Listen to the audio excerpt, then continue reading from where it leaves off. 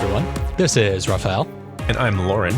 We're the Pacheco siblings, and welcome to the Hypercube podcast, a talk show in which two siblings converse about anything and everything. We are joined today by a special guest. The Ray is the prolific content creator behind the well-known Minecraft Machinima YouTube channel, Slightly Insulting, as well as an active member of the Machinima Hub community and a lot of the circles of creators that we have interviewed previously. So, welcome to the show, Ray, and we're really glad to have you. How you doing? That's my cue. I'm ready.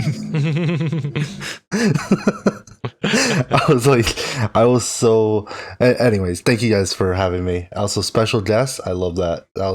I felt so great. Already off to an awkward start, but here we go. Par for the course. It's been a little bit since we've really talked. I think the last time I worked with you, I don't know, maybe I'm throwing you under the bus a little bit here.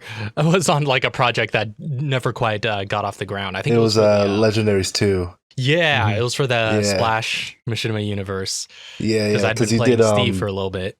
Yeah, you did Steve for Order of the Stone, which is the sequel to the original, and you were going to reprise your role as Steve in Legendaries Harmony, but we had a lot of issues with that one, so it's in the back pocket right now, but we are in like the process of rebooting the universe, so it's stuck in production hell right now. Yeah, so it's either, depending on how the reboot goes, it's either going to be the next film after the reboot, or it's never going to get made. Man, well, I kind of hope it does. I'll see what that voiceover sounds like out of the vault that I did. We'll still release like the stuff we had ready for it, but like it'll be like without footage. You know what I mean? Right. It'll be we got a lot of lines because it was years ago. Yeah. Yeah. I actually, that was pretty interesting getting to play that character as well, because, I mean, I'm not primarily an actor, at least I don't consider myself that. But I actually, had a good time with that, and with taking on a role. Obviously, I was a recast from the original actor, but kind of throwing myself into that, getting to make decisions for a character and stick with them of what was supposed to be over like a bit of an arc over a longer period. So that was pretty cool getting to do that in a couple of different pieces, but I think the Order of the Stone was the only thing that I did recordings for that got released. But yeah, that was a ton of fun. It was still great though. It was still a great performance from you in Order of the Stone. Thank you.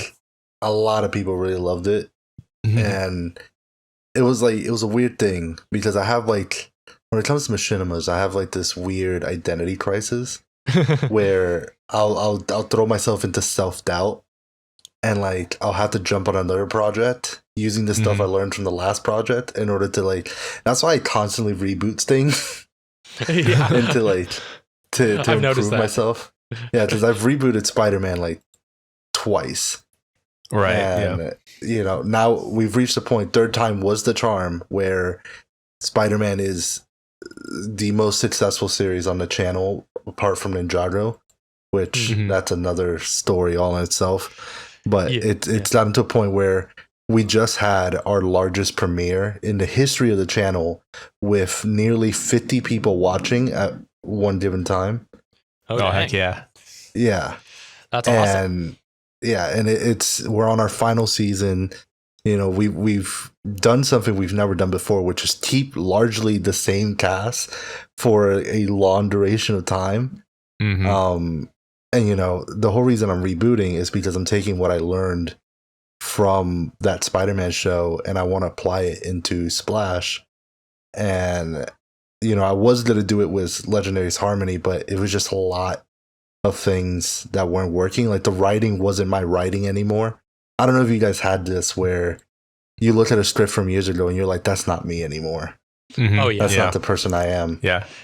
And that's how I felt about the Legendary script. And so it came down to having a talk with a lot of the people that were a part of Splash originally. And it all came down to, it's time to reboot. it's a reboot, but it's also, if it fails, we can go back to what we had and just rewrite the script.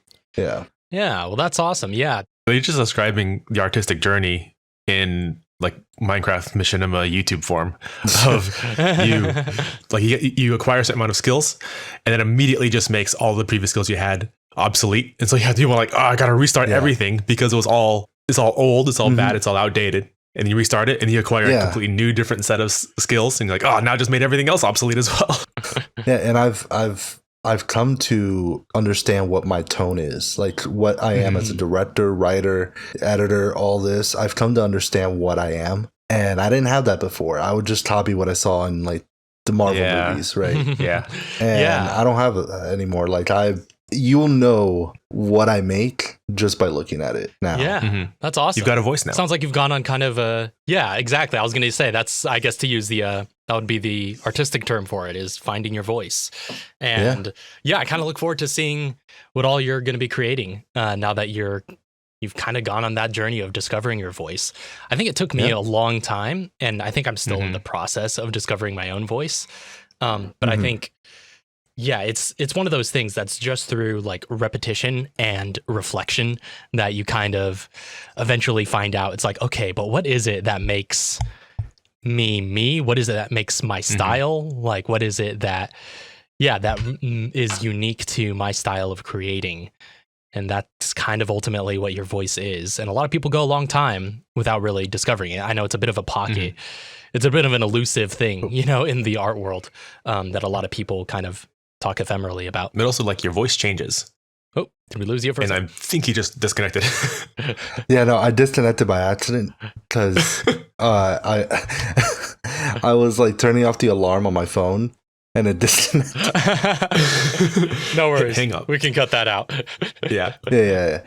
Because I do intermediate fasting, so I have an alarm for when I need to stop eating and when I need to start eating. And so it's 7:00. It's time to not chow down on anything or drink anything or just basically be miserable for the next 8 hours.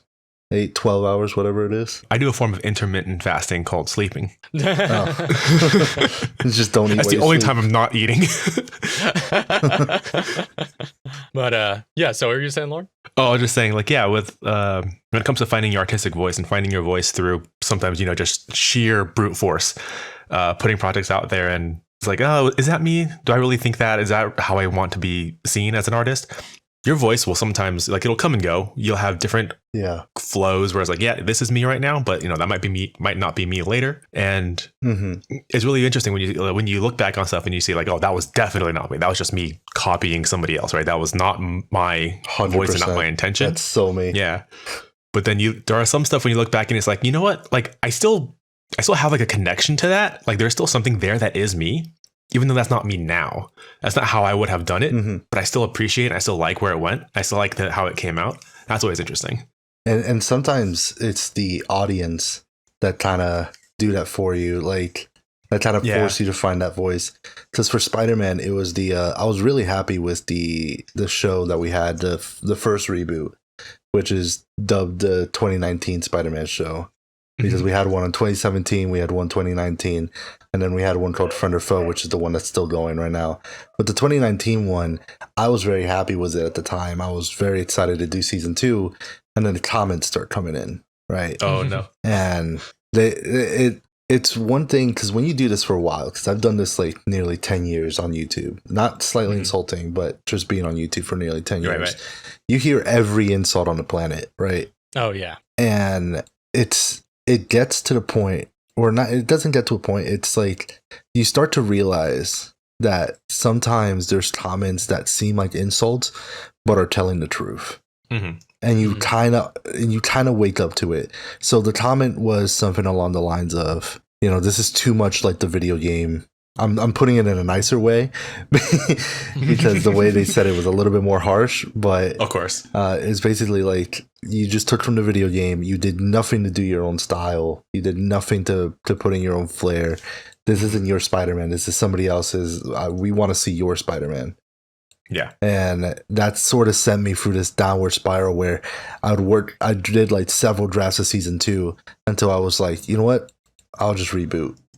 We have this whole thing where we're gonna split into like a multiverse, and like, because I almost had a falling out with a close friend of mine called Lewis Films, who's actually Enderboy, and we almost had a falling out due to creative differences, because I was in charge of Spider-Man, and he was in charge of the larger Marvel stuff on the channel, and the way he would treat Spider-Man was not the way I'd treated him, and I wouldn't have, and he had some ideas where he would like destroy all of New York, and I'll be like, well, I can't do that, because then I don't have a place to do my videos on, and stuff like that. And we almost had a falling out, so we came to like a mutual agreement of let's split it up into 2 different universes. And the original intent was, well, I'm just gonna take my Spider-Man show and put it in its solo universe, right, away from everything, and it's just gonna be his own thing. But when presented with the idea of this is a fresh start, I was like, okay, I'll just reboot. And I'm glad I did, because we ended up having so much, like, the channel's been dead. Like, I call the channel a cockroach, because no matter how many times you kill it, it still comes back. I like that. That's funny. And it's died so many times, and we've revived it. We actually just revived the channel like in July. Oh dang. Yeah, because we were really down on views. We were like in gray. I don't know if you guys know, like on YouTube Studio, like the different colors. Oh right. So like deep green is like you're really good, you're growing. An outline of a green check mark is basically just maintaining. You're doing just as good. Yeah, you're just doing just as good. And then gray is you're falling off. And we were in gray for a very long time, and we just revived it not that long ago. So we're on like the 5th incarnation of SI. Right yeah, now. I know. I feel like SI definitely has like visibly gone through a number of deaths and rebirths, and kind of establishing your, not only your voice creatively, but also just like the presentation of the channel. I noticed like graphically, you've gone through a whole bunch of different looks and all of that. So it's kind of interesting to see that evolution over time. But yeah, I guess to kind of expand a little bit more on what you're talking about a bit there, because you make, like, one of the things when I think of your, I suppose, your work pipeline, it feels like you operate at a consistently at a pretty large scale, right? You have lots of people in your cast, you have lots of people in your immediate team. Like, there are a lot of people who contribute to SI, even besides yourself. And so before. I guess it's 99% me right now. Okay. Yeah, one of the hits we took was we lost a lot of the people that were working, and that was one of the hits, is figuring out how SI was going to work was just me by myself. And that's where we're at right now. So I'm very happy. Like, we've revived SI a lot of times, but I've never revived it on mostly my own back. So that was yeah. So I was curious about that, because it sounds like that's something that's kind of I guess one of many things that are in kind of identity flux about the channel. So yeah, I guess that kind of answers my question of like, what that's sort of like, what's the state of it now, and when it comes to working with teams. We used to have a thing called the creator program, where we take like creators from different machinima channels and put them on SI, because we have a larger platform than generally most machinima channels. Especially the type we have, because there's bigger, but the ones that are bigger are more kid friendly, childlike channels, right? We're roughly around that 1% of the channels that were able to break through that metaphorical glass ceiling. And we used to have that creator program just to give them a platform, right? But what we found is the community changed, and the people in the community weren't the same type of people that were when we initially started the creator program. So it was a lot of, I don't want to say ego, but it is at the end of the day a lot of ego that came in. And a lot of ego for myself, a lot of ego for the people that were joining, stuff like that, and it just didn't work out. So SI kind of took a hit from that. It took me a while, but we were able to bring it back. Or it was me, and then I brought in a little bit of help. through Iron Bat, who's a great help. He basically helps me keep a level head a lot of the time, because I do tend to get hot-headed when certain situations happen, and it takes me a while to start thinking reasonably, and he will kind of like just push me to be more reasonable for certain things, and I'm able to, I don't know, the term that's been used is more presidential.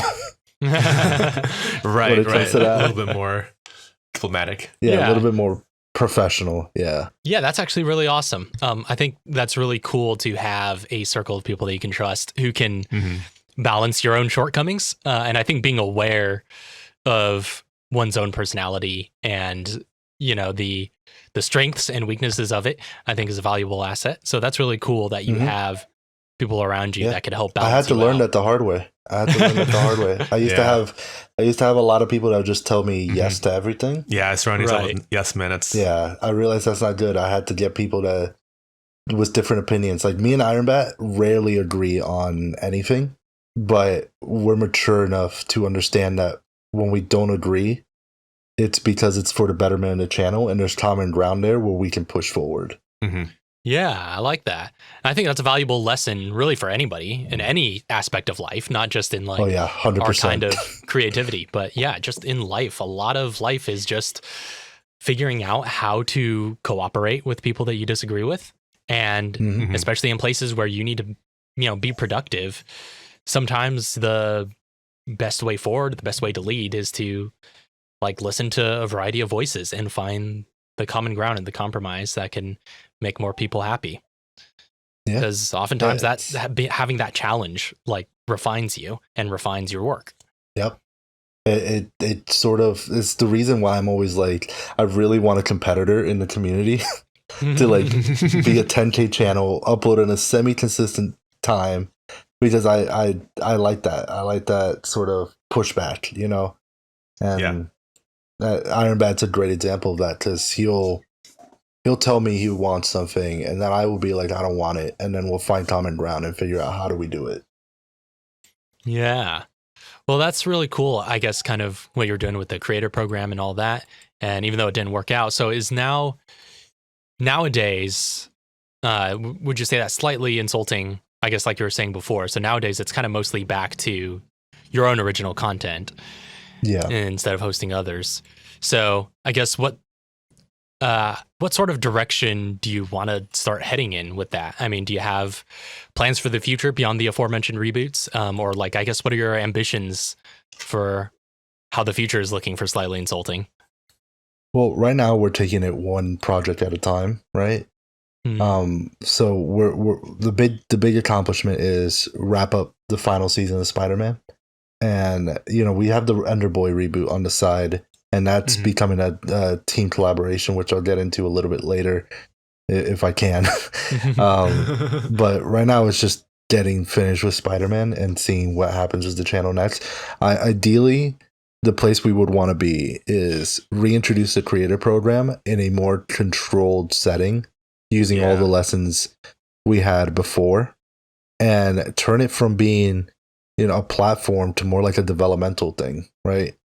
Offer advice, help people, all that. And the main goal for us is to get back to that weekly schedule that we had from 2020 to 2021, which was awful, but it showed so much growth on the channel. Yeah. Because we were consistently from 2020 to 2021 a weekly channel.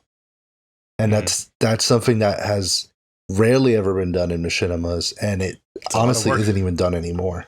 It's a lot of work, but it's really worth it to grow a channel going weekly.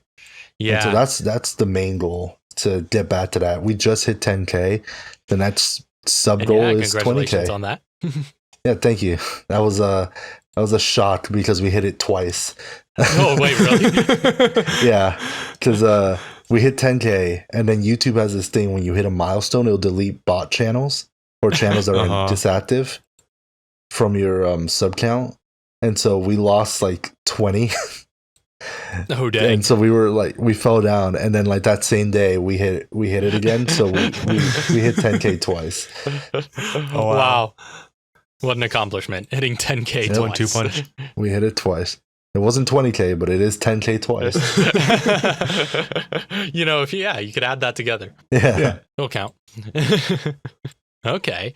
So that's really fascinating though. I like that idea of kind of making that, I guess, reboot of the creator program, making it less of a platform and more of, I guess, kind of a workworkshop. It almost sounds like what you're describing. Kind of like a mentorship program almost. Yeah, which I really love that. Build the next generation of creators. That's something we want to do, because I'm on my tail end, right? I've been doing this for 5-6 years now. Actually, God, how long am I doing this? Oh my God, 7 years. Just I've been doing this for like Sultan? around 7 years. I've been doing this, and you know, it's I'm getting at the tail end of it, right?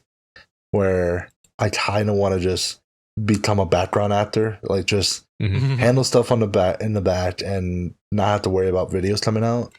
So ideally that's where we want to be, but in order to do that we need to start getting more money. We need to start organizing a little bit more, and get to a point where we could actually start bringing in people to carry the channel and build that next generation of machinima creators. And if one day they want to break out and do their own channels, they'll have a platform to get from. Yeah.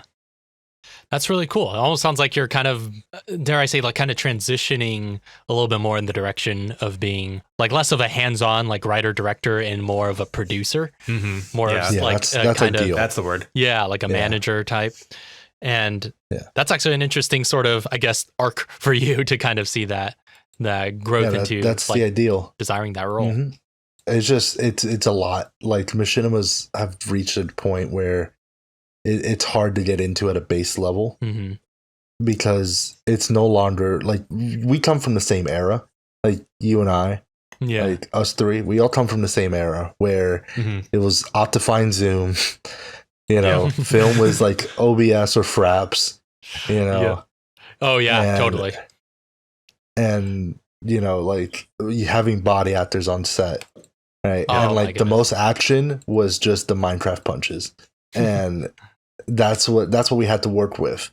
Now I could like straight up do a fully choreographed fight scene in Minecraft, and I don't have to worry about like the camera path or Optifine Zoom. I don't have to worry about all that. Or if like the audio synced up, I don't have to worry about any of that. It's all it's all there now, and there's endless possibilities to doing Minecraft stuff, Minecraft machinimas, to the point where it's borderline animating.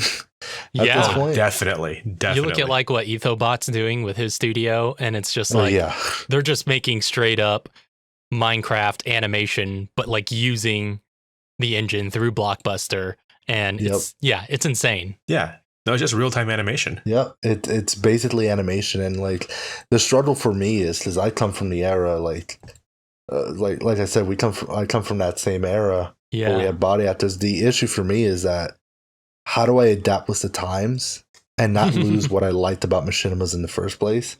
Because I don't like the animating. I'm gonna be honest. I don't like the overly animated to the point where it may as well just be animated. Because I always say that. I'm like, well, why didn't you just learn Blender and then made it look even better? Right? And now it's like I gotta figure out how to mix in what made it fun with the new generation of machinimas, and that's been a fun challenge to deal with. We've just discovered a new way to do it, and we're gonna start bringing back that collaboration when it comes to filming, because I don't know if you guys filmed with Blockbuster. I don't know how long ago you guys did your last machinimas. I mean, we're working on season 2 of Edenith right now, so please, I missed that show. That show was so great. That first season, I went back and watched it like a year ago, and it was still great. Like it held up. Yeah, thank you. It held up. It was whenever Apple did that spinoff. Oh that's yeah, when Beyond. I rewatched it. Yeah. That's when I watched it, because I was like, man, I haven't seen this in forever, and I rewatched it. It was still as good as it was. There's stuff I do now, like now I'm gonna like praise you guys because there's stuff I do now that I learned from Edenif, like world building, all that stuff I learned from Edenif, and yeah, you guys are one of the most. You guys have one of the most underrated shows, and for me, it's been one of the most influential shows that have influenced my style. Yeah. Yeah, I appreciate that. That really means a lot. And honestly, that does mean a lot. Because a lot of work went into that. It was a huge passion project. I know. And it was, it seems like every once in a while we like find out just how much influence it had for those who watched it. It wasn't like a huge audience, but it like seems smash like hit. it's kind of like, it didn't garner like a huge audience for us, but like everybody who got into it like still talks about it to this day, it feels like. So it kind of has like this cult classic status. I was about to say in Minecraft machinimas. And it's honestly been kind of cool to hear that and to hear people like you who have still like remember it. And that's kind of, I guess it's really not only trying to reach a new audience, but also like kind of appealing to you guys, who still remember the first season and saw it and enjoyed it for what it was, and kind of like being like, yeah, like we still loved that too, and we love that I'm world. very interested how you guys do it, because for me, I did Rotten Rise, which came out around the same time as Edenif, right? I did season 1 of Rotten Rise, and I did season 2, and it left on a sort of semi cliffhanger in season 3. But I never did season 3. I've never done it. And looking back, I want to go back to it. But who I am and the writing style I have, it doesn't click anymore. Like I don't click with the characters anymore. I don't click with anything. So I'm very interested how you guys will do season 2. Because I imagine the same thing happened to you guys. Like you guys are different people than you were when you made Edenif. Oh yeah. Very much so, yeah. So a lot of I imagine it will be a fresh take. It'll almost be like the way I imagine it would be like season 1, but it's season 2. Like it'll be like a new, like a fresh start, but it's still canon. Yeah. No. I mean, you're not too far off, really. Because you're right. We as creatives and our voices have kind of changed so much over the years. And it's still kind of based largely on an idea that I had for how to continue the story that I conceived very shortly after the first season premiered. Even very shortly after that came out, I came up with an idea of what a second season could look like. And I largely stuck with that. However, the execution of it and the like exact details of like the storytelling and the writing and the themes, like that's all. Like all the general style and presentation of it is, so much different because, again, we've changed so much since then. And honestly, like I've become just so much more of a fantasy nerd since then, getting into like D&D and those years after that. That might be my problem, because I used to be a huge zombie nerd. Like I used to love zombie stuff, and now I fell off. Like I'm not. I don't watch a lot of zombie things. The Walking Dead, I'm not interested in it anymore. Like all that stuff. So that might be another reason why I don't go back to Run Rise, but I still want to, because that season 3 is so appealing to me. Yeah, that's interesting that you got kind of that void there. That feels like it needs to fill. But there's a lot of voids that need to be filled when it comes to me. Like I've never done a fantasy thing, and it's one of the like things I want to conquer, I guess, is like major fantasy. Never done like a proper space soap opera. I want to do one. I want to do like all these different genres, but I gotta work with what I know right now. And right now it's superheroes. Yeah, for sure. And even within that, that can be very multifaceted. You can dive into a lot of different genre archetypes and stuff through superheroes. They're kind of a gateway to really any other genre. And it's kind of interesting because you were talking about how like Edenith was like such a influence on you. I remember when I first got introduced to you, when I started, when you guys were preparing to recast me to play or have me to recast as Steve. I remember I started doing research because I hadn't watched a lot of your guys' content prior to that. And I remember I was like, okay, yeah, I got to find out about this, Splash Machinima universe and, get to know these characters in the world that you guys are building. I remember watching that, and I kind of basically binged it all the way through, leading up to our meetings to discuss the character. And yeah, I remember that. Yeah, and I remember watching a lot of that, and I was like, huh, it's kind of interesting. Like, I could practically see bits of homage that you were doing to Edenith in certain scenes, and in certain like style things, like how you had it set in a Minecraft world and used like Minecraft like archetypes and references. Yeah, and I was like, it was a large part of like the design principles that we had for Edenith, I noticed was in small ways are appearing in the SMU. Yeah, the craziest thing about that Minecraft thing is that it came from Edenith, but it's become like synonymous with me like my style right now.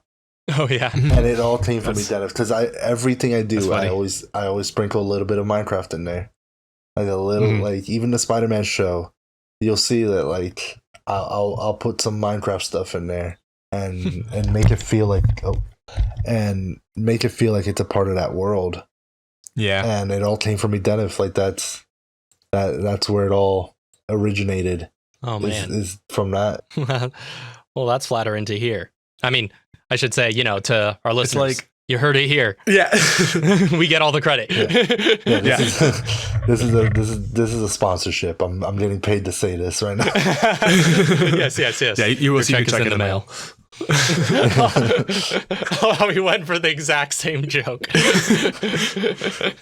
I was just gonna say, it's like it's kind of funny hearing that, because now I know what it feels like to be on the opposite end of like the hipster experience, where it's like now it feels like our show is your favorite creator's favorite show. Yeah, genuinely, it's it's one of the most influential ones of all of my existence. Like everything I do now, you'll see a little bit of a trace. I'm sure if you watch Spider-Man, you'll see a trace of Edenith somewhere in there. I'm sure of it. You'll definitely see it in all of my projects because it's where my style comes from. Like it's something I liked, and I took stuff I learned from it and sort of molded into my own way, right? And that's basically how creating is, right? You take stuff you like and mold it in your own way until it becomes yours, right? Yeah. That's what they say. Good artists steal. No, that's what it is. Yeah. It's good artists borrow, great artists steal. That's what it is. Yeah. We got there eventually. The show that we created, I'm not sure if I remember, because it was so long ago, like I don't remember if we knew how big it was when it was like happening, or like how big it was going to be, or just like the kind of impact it would have. But all we knew was that we wanted to make a show, and we had this idea. We went out and we did it just with all the gusto of people who didn't know what they were doing. And now it's like hearing all these stories of these interviews or these artists that we're interviewing now, however many years later it is, makes me think back to just going back to the beginning of when we first made that show. If we knew the impact it would have made, if we would have done anything different, or if it would have impacted how we would have approached it. Because just like I feel like there's this really big this really big divide between what I remember we created and then hearing about it now, like how people remember it and how people like interact with it. It's really interesting to me personally, because that's creating. It's like you're here saying it's like, oh yeah, like that inspired my entire your entire style for like creating. I'm like, whoa, that's insane for this little thing that we did. Not little, it's huge, but this thing that we did so many years ago, this thing that I created had that big of an impact. It's still blowing my mind to this day. And you're hearing this from somebody that came from the generation of creators that you guys came from, right? Because I started around the same time Edenith started. Right. Yeah. So we're all from the same generation. Just wait until you see this like little OG group. Just wait until you see a kid approach you and be like, "You inspired me to make machinimas," because that is wild to me. That is there's people in here that are joining our Discord who have actually said, "I grew up with your videos," and that is the weirdest thing I've ever heard. That is, Oh my 'Cause goodness. I grew up with Cartoon Network. I grew up with Nickelodeon. And these guys grew up with Slightly Insulting, and that is so weird to me. Yeah. Oh man, I haven't heard that one yet, but that would be wild. That would be the day. That would be wild. You'll feel so old. You'll feel so old. I'm already 23 feel and I feel like I'm dead. Like I'm 23 and I feel like I'm one step away from the coffin just based on the people that watch our videos. Yeah, I mean, I'm 27 now, so it's like I'm approaching that like dreadful 30, where it's just like I will truly feel that it's time to retire. Yeah. But alas, I'm not saying how old I am. I always said if I'm doing this while I'm 25, I did something wrong, but then I'm getting closer to 25 and I'm like, I kind of want to keep going. Yeah. I'm like, I joke about that, like of approaching 30. I'm just like, I don't know how to retire. Like, I'm like, Yeah. I'm going to be probably, honestly, I have ideals about this, but I genuinely believe I'm going to be working until the day that I die, because that's just the way that I am. I don't really know if I would be able to handle that retirement thing. Yeah. I don't know. I don't even know how to think of it. Like, yeah, I'm just supposed to stop doing what I've been doing for 7 years. But I mean, that's like the I'm thing, just is supposed it's like, to stop. It's like, now what? if I think retirement assumes that you don't like what you're doing, I think is the issue. And it's, because it's like you want to stop something if you're doing something only out of obligation. You want to be able to stop eventually when you fulfilled your duty. But it's like, for me, creating isn't really a duty. It's a privilege and it's a joy. And it's definitely something it's a hobby. Really... Like, we make money off of it, but we still count it as a hobby. Yeah.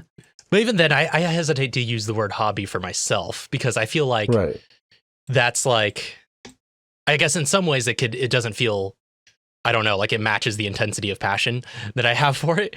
It's it's definitely, I call it a hobby because as a mental thing, I call it a hobby because mentally it takes away pressure from me. That's fair. Because if I say I do it out of passion, I'm like, well, if I'm doing it out of passion, why am I not doing the best thing I could ever do? And then if I do that, I'm never going to do anything, because I'm going to be in this constant cycle of perfection. That is very true. Right. He's going to get obsessive. And so I call it a hobby because it's like, there's always going to be that little mistake, right? It always slips through, no matter how many times you watch it. There's always that little mistake that slips through that you watch like weeks later, right? Yeah. And calling it a hobby takes away that pressure from me, because it's like, that mistake went through, but I did the best I could, and people are loving it, and it takes away from the pressure entirely. So that's why I call it a hobby. Yeah, that's. But fair. I get what that's you fair. mean. Like I get what you mean, because I know a lot of people that are hesitant to call it a hobby because they feel like it dilutes what they're doing. Yeah, and really, it's like I think we mean a lot of the same thing. We just have different language for what's helpful to us personally, and it's like. Yeah, because it's all about that middle ground, right? Of like finding what language works for you, of just like, okay, this isn't just a job, right? But it's like, you don't want to be dominated by it either, right? When you have, there's so many other things in life to live for. And, but at the same time, it is something that is powerful, and that is like a big force in our lives, and that we really genuinely enjoy doing. The weird thing is, I don't want to stop, but I'm also getting at a point where I'm actually starting to figure out my life. And like, I'm actually starting to like, move forward with different things. Like, I'm in a relationship with somebody. I've been in a relationship for a long time, right? And like the questions starting to come in, right? And we all, like, if you're around this age, that question, right? And it's a constant thing, and it's been happening more recently. But it's like, what would it look like me doing this while also being committed to something more? Right? Yeah. And so you have to find that balance between like. Yeah. I mean, I think you're kind of preaching to the choir here. I think we're all kind of in that boat right now. Well, I mean, and for me in particular, that's something I've had to figure out, is because, in 3 months now, almost to the day, I'm getting married, and it's... Oh, congrats. Yeah, thank you. And it's like trying to figure out, it's like, okay, what does the future look like with that? What does creating look like? What does my business look like, and how does that all balance with also living for something that is more than yourself, having basically someone that you are committed to, and also trying to build something bigger there. And there's a lot of kind of future gazing and reflection that goes into that, but it's, I guess, kind of part of every artist's journey as they mature, is to figure out, it's like, what do you want in life, and how are you going to balance your life? And maybe I won't be able to be like as as obsessive as I am prolific before, but it's like, it's also something that's like, I know I'm never going to quit at. And so what does that look like? Because it's not about ending, it's about changing, and how does it evolve? Yeah, no, I completely agree. It's like, it's that question, like, it's that, how does this look like? Like, how does any of this look like? By the way, I just want to add on, I am very secretive about my private life. So this is the first time 99% of people are going to hear about what I said about what my life is moving towards. So this is an exclusive to the podcast. Exclusive. You heard it here first, folks. Yeah. Like, I don't even think my close friends know about it, because I'm a very secretive person. That's fair. I stay offline. Like, I always said, like, every time there's any drama going on in this community, right? And there's a lot. And there's a lot of drama in this community. I always say, as soon as I'm off Discord, I'm not in this community anymore. And I'm able to have that privilege. I'm able to have that privilege because I'm so secretive. Right. Yeah. I think there's value to that, because it's a good work-life balance. Yeah. And especially like online, I think a lot of people get kind of caught up in that, is that, especially with regard to like social media and all that, of just like, what, level of transparency do you have in the internet age, right? Where everything is so available to us.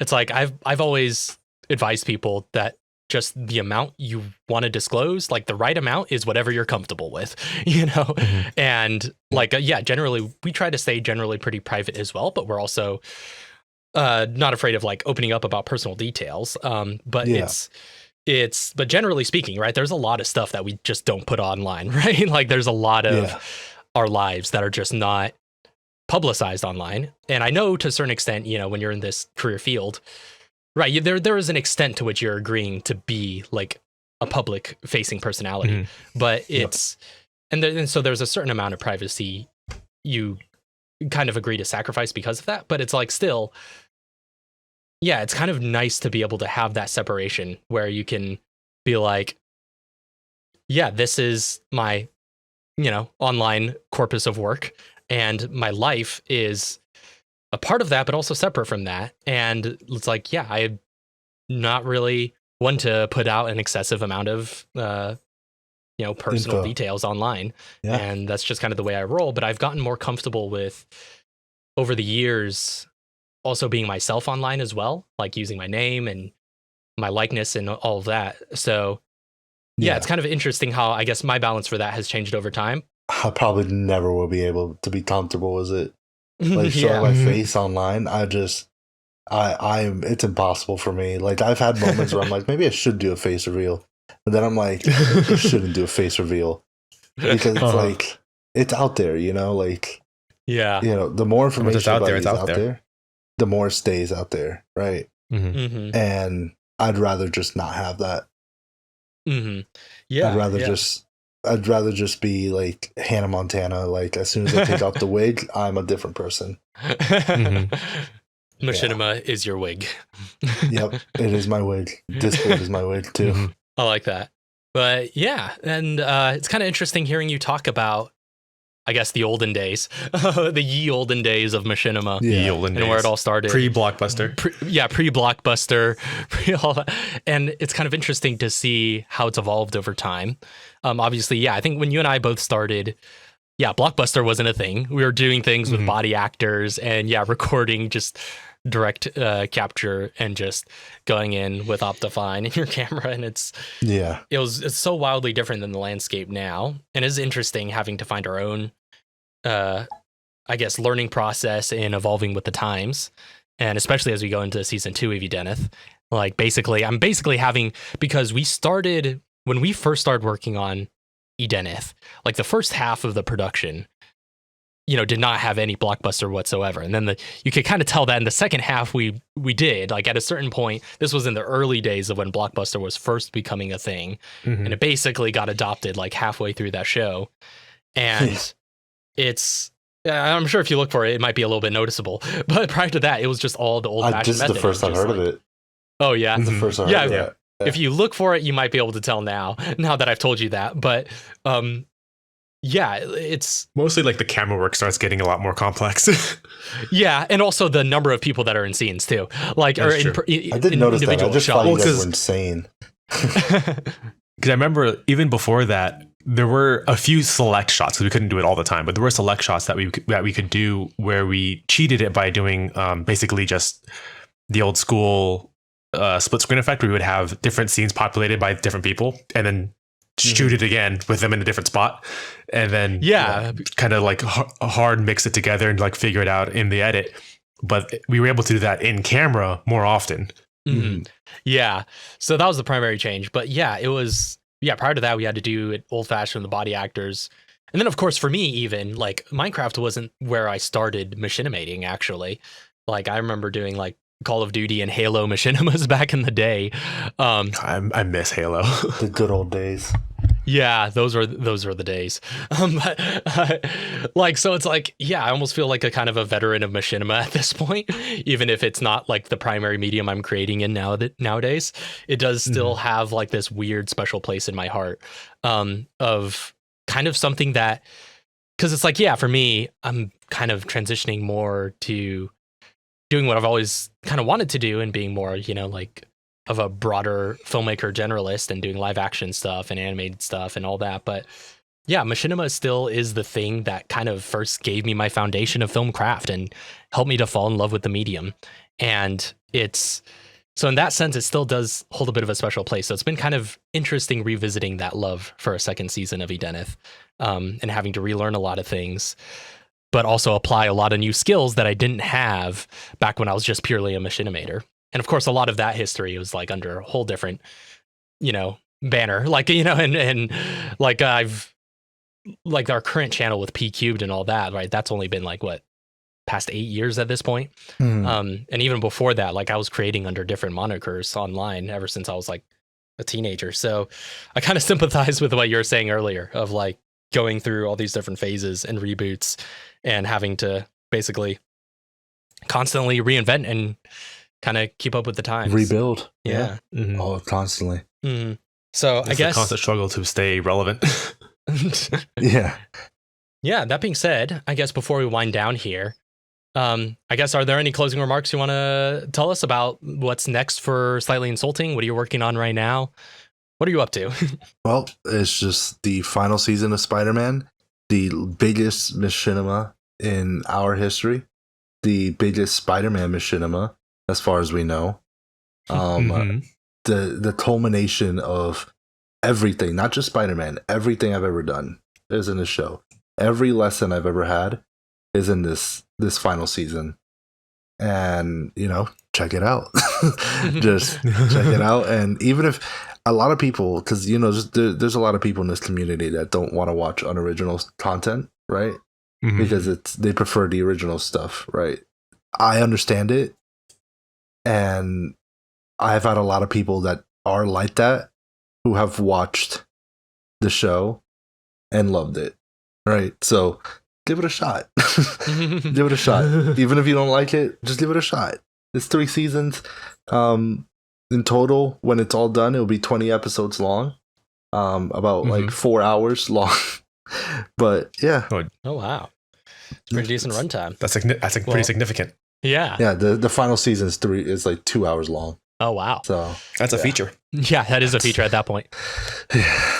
Don't remind me. Well, thank you very much for giving us an hour of your time, Ray. It's been a pleasure to have you on, and wish you all the best with that final season of your Spider-Man machinima and whatever's next for Slightly Insulting. I'll be looking forward to seeing it. Oh, also, I just want to give a shout out to Ryan, who's one of our biggest fans. He's weaseled his way into our productions as well. He wants to learn, be a machinima creator and stuff like that. So I just want to give him a shout out while I'm here. I was going to shout him out earlier, but I started talking about Iron Bat more than I did about him. So, well, that's awesome. That's awesome to see new up and comers, and that just helps to make things thrive for everyone when we have more people that are continuing to learn the trade, so to speak. But yeah, again, thank you very much for speaking with us. So thank you all also very much for listening. This has been the Hypercube podcast. Our guest today has been the Ray of Slightly Insulting. This show is edited by Loryn Pacheco, mixed by Raphael Pacheco, with original theme music by Mono Memory. Until next time, we'll see y'all later. God bless. We'll see you later.